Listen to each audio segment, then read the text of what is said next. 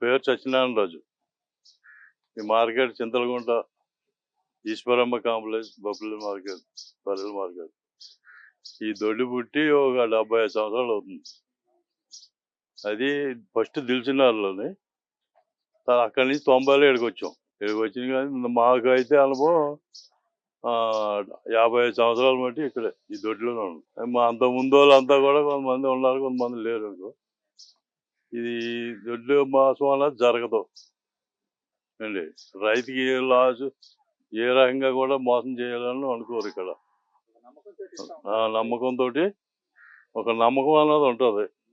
మనం ఇచ్చినా కూడా ఏదన్నా ఇంటికి వెళ్ళాక తేడా పడి వచ్చినా మళ్ళీ దాన్ని రిటర్న్ తెచ్చుకుని మళ్ళీ ఇంకో బర్రె చేస్తారు. అట్లా మోసం పోయేది ఇక్కడ ఉండదు. ఈ రెండోది ఏంటంటే 10 రూపాయలు ఎక్కువ పోవచ్చు, తక్కువ రేటు మనుషులను అయితే రైతులను అయితే మోసం చేయరు అండి. ఎవరైనా నమ్మితే మటుకి ఆ రైతుకి మంచి అయింది అనుకో, ఆ రైతు అమ్మటే ఇంకో 10 మంది వస్తారని చూస్తాం. లేకపోతే ఆయాలతో వెళ్ళిపోతారు మోసం చేస్తే. నాకు 12 సంవత్సరాలు వచ్చేప్పుడు వచ్చి ఈ తోటలోకి. ఇప్పుడు నాకు 64 సంవత్సరాలు. ఎప్పటికి ఒకరికి మోసం చేసేవాళ్ళం అయితే ఇన్ని రోజులు ఇక్కడ ఉండం మనం ఏంటి. అట్లా కాబట్టి ఇక్కడ ఎవరి దగ్గర, మా దగ్గరే కాదు, ఎక్కడ కొనుక్కున్నా మోసం అయితే జరగదు. ఈ చెట్ల ఈ స్టార్టింగ్ లో అయితే 200-300 ఉండే, 200-300 చెట్లు ఉండే. అందరూ చికిత్స అయిపోయి వ్యాపారం లాస్ వచ్చి కొంతమంది మాలేసిన వాళ్ళు, ఈ పెద్ద పెద్ద వాళ్ళు కొంతమంది చచ్చిపోయి బేరాలు మాలేసిన ఇప్పుడు ఒక 30-40 పాకలు ఉంటాయి.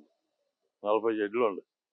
40 చెట్లు 100 మంది బేరగాళ్ళు. ఇప్పుడు ఫస్ట్ లో అయితే ఆంధ్ర, ఈ గోదావరి జిల్లా, కృష్ణా, గుంటూరు, గోదావరి జిల్లాలో నుంచి తెచ్చేవాళ్ళు.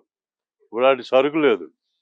ఇప్పుడు అంతా హర్యానా, గుజరాత్ అక్కడికి వెళ్ళి తెస్తున్నాం. ఇప్పుడైతే మేము ఇంకా ఆంధ్రాకి ఇటు తూర్పుకి వెళ్ళే పని లేదు, పనాటికి వెళ్తాయి. సో సరుకు గేదెలు తేవటానికి వారానికి లోడు ఖచ్చితంగా వస్తాయి. మనం వెళ్ళి వస్తాయి, ఎలా పని వస్తాయి. వారానికి మాకు మటుకి లోడుకి 10 గేదెలు వస్తాయి, లోడుకి 10 వస్తాయి. మళ్ళా ఈ లోడ్ ఇక్కడ దిగేటప్పుడు అక్కడ లోడ్ ఎక్కుద్ది. అక్కడి నుంచి రావటానికి 6 రోజులు పోయాను అట్లా. కాబట్టి మా దగ్గర ఒకవేళ ఇప్పుడు వచ్చిన రోజులే తోలిపోతారు. మళ్ళీ ఏదన్నా పాలు తక్కువ ఇచ్చి అడిగిలో చాలా లైన్స్ లేవనుకో, మళ్ళీ మార్చి ఇంకో బర్రెలు ఇస్తాం. లేకపోతే నీకు అంత డౌట్ ఉందనుకో, భోజనం పెడతాం, అన్నీ చేస్తాం, నైట్ పడుకుని 2 పూటల పాలు తీసుకుని తోకెళ్ళమంటాం. నచ్చితే తోకెళ్ళమంటాం, నచ్చకపోతే విడిచిపెట్టేయమంటాం. లేదు మా మీద గ్యారంటీ పెట్టామనుకో తోలుకుపోమంటాం. నీకు ఇంటికి వెళ్ళగా ఏదైనా ఇబ్బంది అయితే మాది మేము తెచ్చుకుంటాం, ఇంకో దాన్ని ఇస్తాం. లేదు ఇక్కడే చూసుకుంటాం అన్నాను అనుకో, 2 పూటలు ఇక్కడే చూసుకో, 2 పూటలు కాదు 3 పూటలు చూసుకో, నీ ఇంటికి వెళ్ళా మా గ్యారెంటీ ఉంది.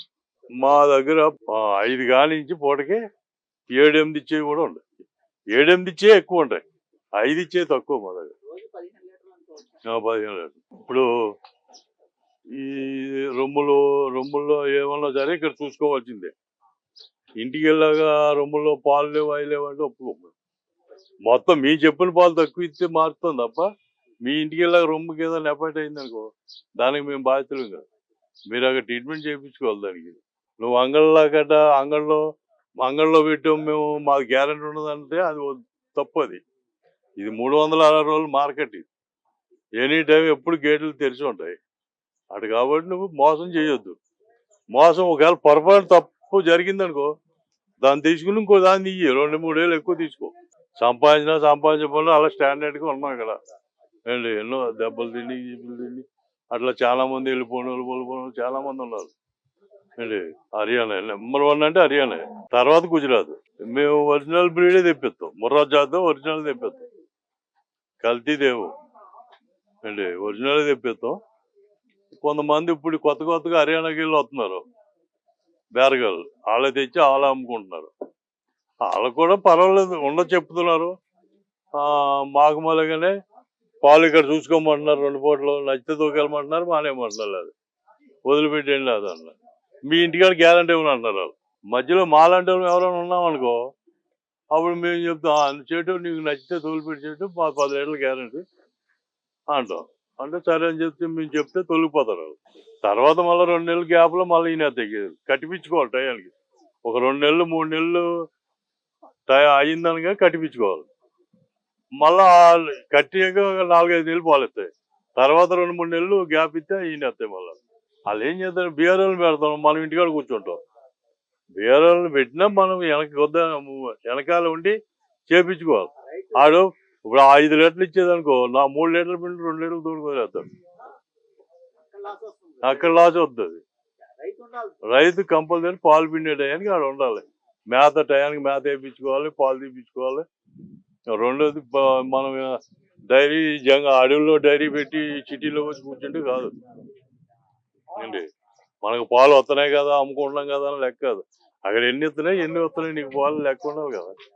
అట్లాంటప్పుడు కొంత ఇబ్బంది బీఆర్ఓల మీద ఇచ్చిపెట్టి. మనకి అదొకటి పెద్ద ఎఫర్ట్ బీఆర్ఓ. కాకపోతే వాళ్ళు ఏంది, ఇవాళ డైరీలు లేవు అనుకో, వాళ్ళు మళ్ళీ కంపల్సరీ కూడా మనం కూడా చేయించుకోవాలి. చేయించుకుంటే లాభమే అండి. పూటకి ఇప్పుడు 5 లీటర్లు కాంచి 12 లీటర్లు 6 లీటర్లకి ఇచ్చింది అనుకో ఒక బర్రె, రైతుకి ఎప్పుడు బెనిఫిట్. అది 70 రూపాయలు అమ్మినా బెనిఫిట్ ఉంటుంది అండి. మన సొంత గడ్డి గిడ్డి ఉంటుంది కాబట్టి 70 అమ్మినా బెనిఫిట్ ఉంటుంది. అది ఇప్పుడు 70 తక్కువ ఎక్కడా లేవు అనుకో పల్లెటూరులో కూడా. ఏ దానాలంటే పత్తి చెక్క, కందిపొట్టు, ఇంకా మధ్యలో కొత్తగా బీరు పొట్టి ఇవి వచ్చినాయి. పాలు బాగానే వస్తాయి కానీ వీటిలో అంత ఈ పత్తి చెక్క కంది చుండుకున్న టేస్ట్ వాటికి ఉండదు. ఆ బీరు పొట్టి పాలు ఎక్కువ వస్తాయి. గేదె కూడా ఒకటి కొద్దిగా పడకపోతే ఏమవుతుందంటే కట్టవు. ఈ బీరు పొట్టి వల్ల కట్టినా ఫెయిల్ అవుతూ ఉంటాయి. ఈ పత్తి చెక్క కందిపొట్టుకి ఫెయిల్ అవ్వవు కట్టినా. అయితే ఈయనప్పుడు జాగ్రత్తగా మాయ గట్ట వేసినాయో లేదో చూసుకోవాలి. ఆ మాయ అయిపోయినా డాక్టర్ని కాక ట్రీట్మెంట్ చేయించుకుంటే, ఆ గర్భ సంచి క్లీన్ చేయించుకుంటే మళ్ళీ ఎంబడే కడతాయి. వేసింది లే కొందలే అనుకుంటే గర్భ సంచి ఇన్ఫెక్షన్ అయ్యి కట్టవు, ఇంకా అమ్మేస్తూ ఉంటారు కటింగ్.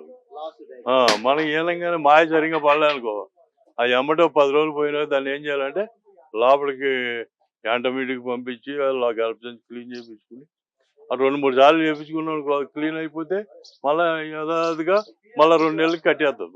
మళ్ళీ ఎంతైనా కానీ ఒక పెద్ద ఎత్తుగా పెట్టేవాళ్ళు ఏం చేయాలంటే 100-150 పెడతారు అనుకో, వాళ్ళైతే ఒక్కోసారి 20-30 కొనుక్కెళ్ళినా పర్లేదు.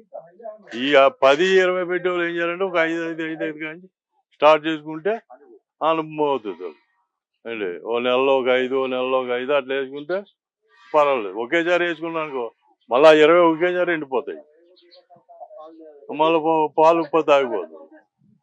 అదే మనం 5 నెలలో ఒక 20 చేసుకున్నాం అనుకో అవి కంటిన్యూ అవుతాయి. తర్వాత ఎప్పుడైనా ముందు బ్యాచ్ తగ్గినట్టు మళ్ళీ ఇంకో 5 వేసుకుంది. అవి అమ్మేసినా సగం రేటు వస్తాయి మీకు. అమ్మపోలు ఉంచుకున్నా మీకు బెనిఫిట్. మా దగ్గర 1.30 కాంచి 1.80, 1.70 అట్లా ఉంటాయి. పాలు కూడా 15, 8, 9 అదే 10 కానించి రోజు 10 కానించి పైన ఉంటాయి. ఒకటి 7 ఇస్తుంది, ఒకటి 8 ఇస్తుంది, ఒకటి 9 కూడా ఇస్తుంది. మేత తిండి కూడా ఎప్పుడు కంట్రోలింగ్ ఒకటే లెవెల్లో తిండి పెట్టాలి. ఓ పూట ఎక్కువ వేసి ఓ పూట తక్కువ వేస్తే అది బెనిఫిట్ లాభమే అండి.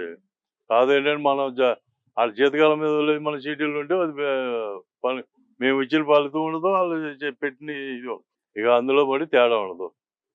మళ్ళా మార్చినా కూడా అయ్యో మన బర్రె వస్తుంది, లాస్ వస్తుంది, దీని మీద ఎక్కువ వేయాలని అదేం ఉండదు. ఏదన్నా 4-3 ఏళ్ళు చూసుకుని మళ్ళీ ఇచ్చేది ఈ బర్రెని వదిలేస్తారు. ఆవులు కావాలంటే ఆవులు దొరుకుతాయి, జెర్సీ ఆవులు దొరుకుతాయి, గిరి ఆవులు దొరుకుతాయి అండి. అన్ని దొరుకుతాయి. ఆవులు కూడా మంచి ఆవులు వస్తాయి. ఈ తమిళనాడు, బెంగళూరు ఆవులు కాదు, ఆంధ్రాకి వెళ్ళి వస్తాయి. అన్ని ఆరోగ్యంగా ఉంటాయి, దెబ్బతిన ఆవులు. ఇక ఎక్కడికి వెళ్ళినా మాట తక్కువ ఆవులు. అదే రైతు కొద్దిగా ఏంటంటే ఆడ పాల రేటు తక్కువ ఉంటుంది, ఈ బర్రె ఇంత రేటు అని కొద్దిగా వెనక ముందు ఆడతాడు. సిటీలో వాళ్ళు వెనక ముందు ఆడరు, పాల రేటు ఎక్కువ ఉండదు కదా ఇక్కడ. దాని వల్లనే కొద్దిగా రైతు కొద్దిగా వెనక ముందు ఆడతాడు.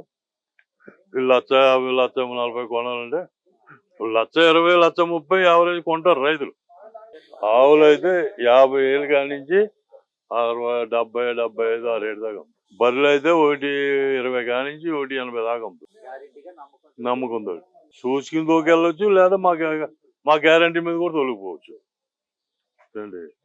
ఇప్పుడు మీరు చూసుకుని తోకెళ్ళారనుకో మాకు బాధ ఉండదు.